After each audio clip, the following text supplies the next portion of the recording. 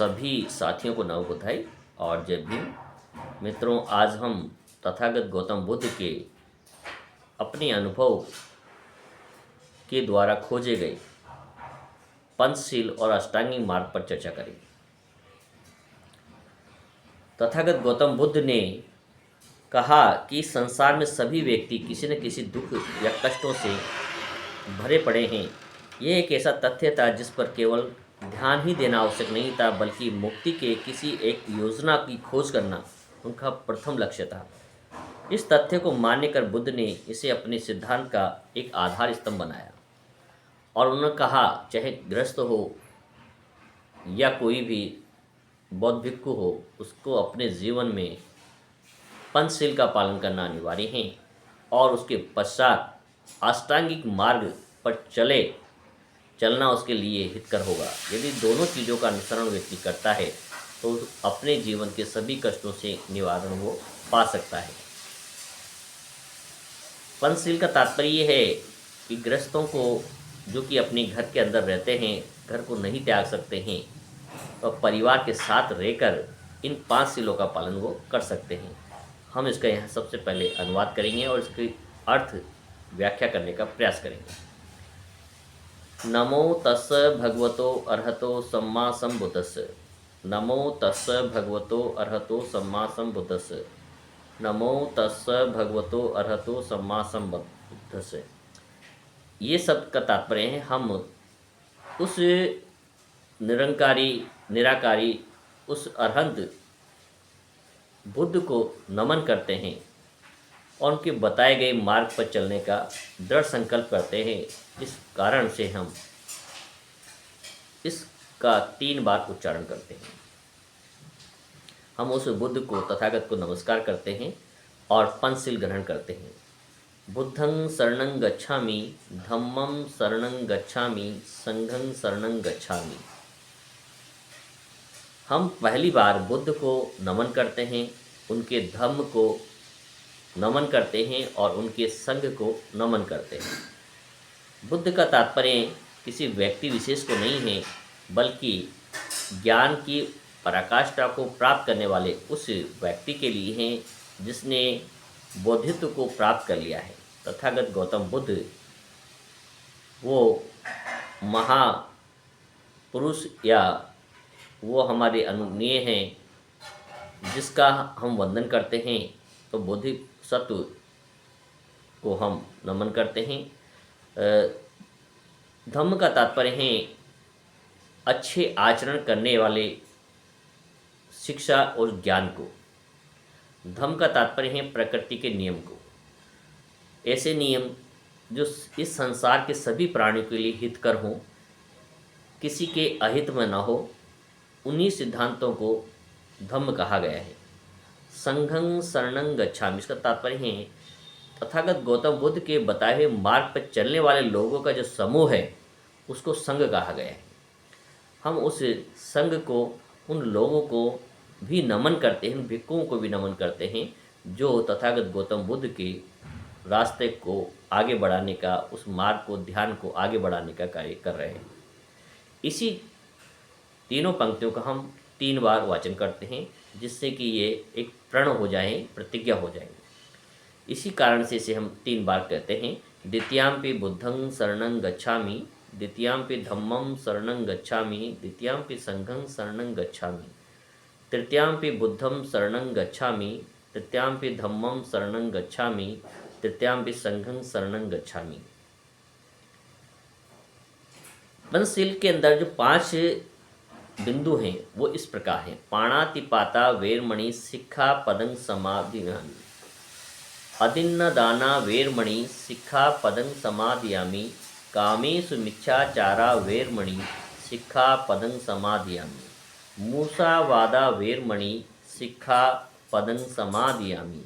इसका तात्पर्य पंचशील का पहली पंक्ति का पाणातिपाता का तात्पर्य है, मैं बिना कारण के, अकारण किसी भी जीव की हत्या या मनुष्य को कष्ट नहीं पहुंचाऊंगा। इस बात की शिक्षा ग्रहण करता हूं और प्रतिज्ञा करता हूं।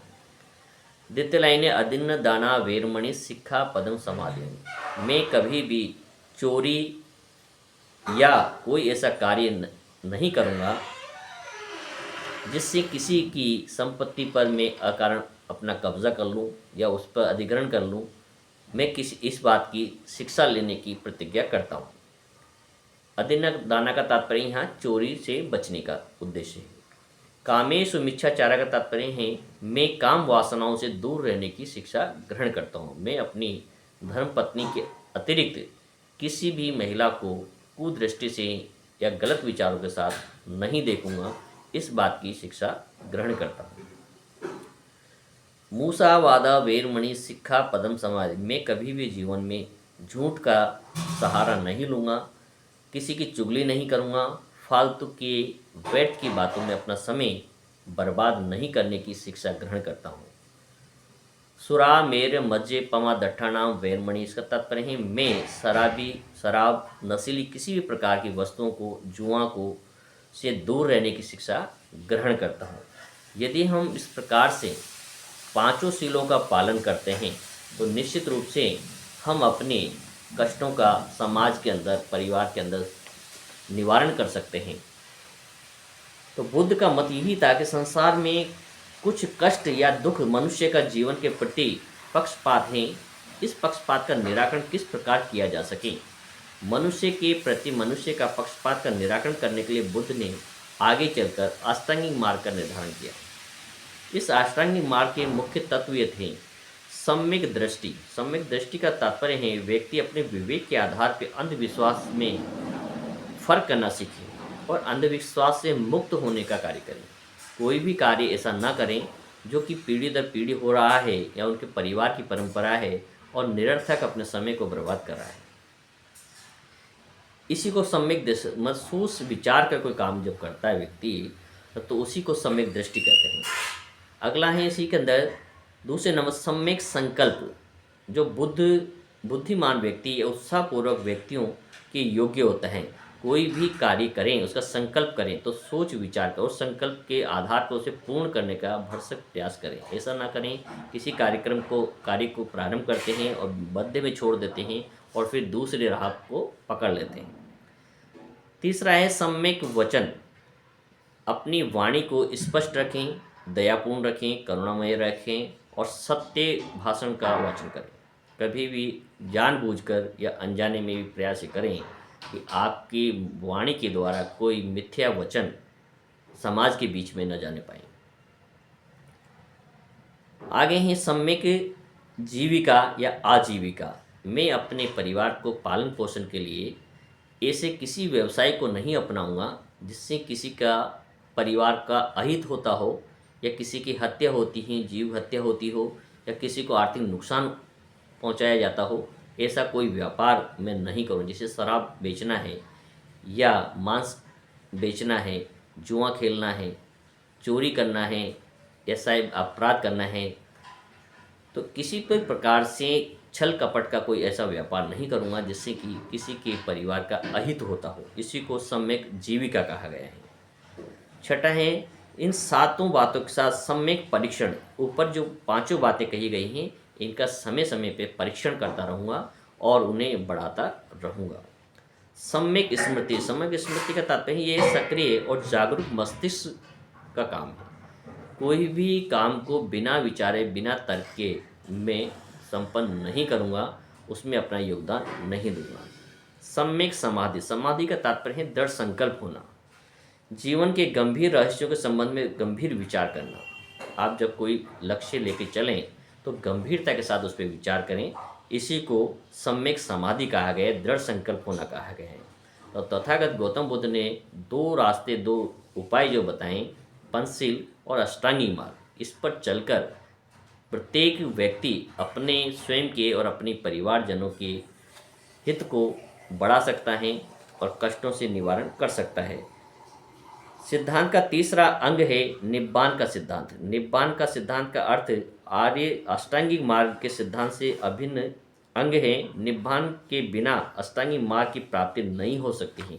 तो निब्बान जो शब्द हैं तथागत गौतम बुद्ध के द्वारा दिया गया है। निब्बान का सिद्धांत ये बताता है कि अष्टांगिक मार्ग की प्राप्ति के मार्ग में कौन कौन सी बाधाएं आपकी आने वाली हैं और उन बाधाओं से आप कैसे मुक्त हो सकते हैं। इन कठिनाइयों में से मुख्य कठिनाइयाँ 10 प्रकार की तथागत गौतम बुद्ध ने कही है। बुद्ध ने उसको आसव, बेड़ियाँ और बाधाएं कहा है। प्रथम बाधा के रूप में अहम का मोह, मतलब मैं, मेरा और मेरा। जो अहम होता है वो सबसे पहले आपकी बाधा अष्टांगिक मार्ग पे चलने में आती है। जब तक व्यक्ति पूर्णतः अपने अहम में रहता है, प्रत्येक भड़कीली चीज़ का पीछा करता है जिनके विषय में वह व्यर्थ की ही यह सोचता रहता है कि वह उनके हृदय की अभिलाषा की तृप्ति संतुष्टि कर देगी, तब तक उसको आर्य अष्टांगिक मार्ग नहीं मिल सकता है। इसलिए मैं और मेरे हित से परे रहकर व्यक्ति को सोचने की आवश्यकता है। दूसरी बाधा जीवन में आती है अष्टांगिक मार्ग पर चलने पर।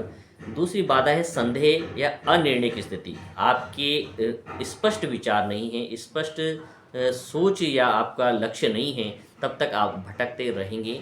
जब मनुष्य अस्तित्व के महान रहस्य व्यक्तित्व की नश्वरता को देखता है तो उसके अपने कार्य में भी संदेह उसे दिखाई देने लगता है और वो अनिर्णय की स्थिति में संभावना में बना रहता है। तीसरी बाधा तथागत ने बताई संस्कारों और धर्मानुष्ठानों की समता पर निर्भर करता है। किसी भी उत्तम संकल्प से यह वह चाहे कितना दृढ़ हो, किसी भी चीज़ की प्राप्ति उस समय तक नहीं होगी जब तक मनुष्य कर्म कांड से छुटकारा नहीं पाएगा। जब तक आप आडंबरों में उलझे रहेंगे और आज सोचते रहेंगे तब तक कि जब तक आपने एक आडंबर नहीं किया, आपके लक्ष्य की प्राप्ति नहीं होगी, तो आप अष्टांगिक मार्ग पर चल ही नहीं सकते हैं। जब तक वह विश्वास से मुक्त नहीं होगा कि कोई बाह्य कार्य या पुरोहित की शक्ति या पवित्र धर्मानुष्ठान से ही उसे हर प्रकार से सहायता मिल सकती है, जब तक ये भ्रम आपके मन में बना रहेगा तब तक आप अष्टांगिक मार्ग पर नहीं चल सकते हैं। चौथी बाधा बताई है शारीरिक वासनाएं। हर व्यक्ति की सबसे बड़ी कमजोरी होती है शारीरिक वासनाएं। व्यक्ति को भ्रमित करती हैं, आदमी को पथभ्रष्ट कर देती हैं। पांचवी बाधा बताएं दूसरों के प्रति द्वेष और वैमनस्य की भावना। कोई भी व्यक्ति अपने पड़ोसी को, अपने साथी को आगे बढ़ता हुआ नहीं देख सकता है और उसको देखकर जो जलन की भावना होती है उसको वैमनस्य कहा गया है। इसलिए जब तक आपके मन में दूसरों के प्रति वैमनस्य है, द्वेष है, तब तक आप अष्टांगिक मार्ग को नहीं चल सकते हैं और बुद्ध के उपासक नहीं हो सकते हैं। छठी विशेषता ही बताई इन्होंने मुक्ति भावी जीवन के प्रति इच्छा के दमन। जब तक आपके मन में मुक्त होने या स्वर्ग में जाने की इच्छा का दमन नहीं हो जाता है, तब तक आप अष्टांगिक मार्ग पर नहीं चल सकते हैं। ये कल्पनाओं से बाहर निकलने की पहले सबसे बड़ी आवश्यकता होती है। सातवीं भौतिकता से मुक्त संसार में भावी जीवन के प्रति इच्छा का होना महत्वपूर्ण है। और आठवीं बाधा है अभिमान और नवी है दंभ। ये वह कमजोरियां हैं जिन पर मनुष्य के लिए विजय प्राप्त करना सबसे कठिन कार्य है।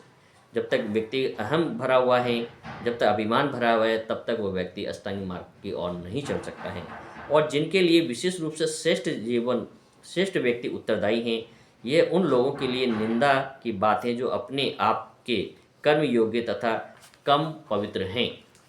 10वीं और अंतिम जो निब्बान की जो शर्त है वह है अज्ञानता। जब तक व्यक्ति अपने अज्ञानता से, अंधकार से बाहर नहीं निकलेगा, तो सत्य का बोध उसे नहीं होगा, तब तक वो अष्टांगिक मार्ग पर नहीं चल सकता है। यद्यपि अन्य कठिनाइयों और बाधाओं पर विजय प्राप्त की जा सकती हैं, फिर भी यह बनी रहेगी। बुद्धिमान अच्छे व्यक्ति के शरीर में कांटे के समान चुभती रहती हैं। ये मनुष्य की अंतिम और सबसे बड़ी शत्रु होती हैं।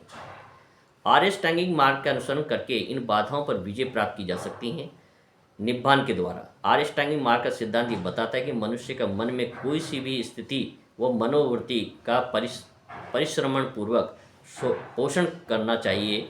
निब्बान का सिद्धांत उस प्रलोभन और बाधा के विषय में बताता है जिस पर यदि व्यक्ति आर्य अष्टांगिक मार्ग का अनुसरण करना चाहता है तो उन पर गंभीरतापूर्वक विजय प्राप्त करनी चाहिए।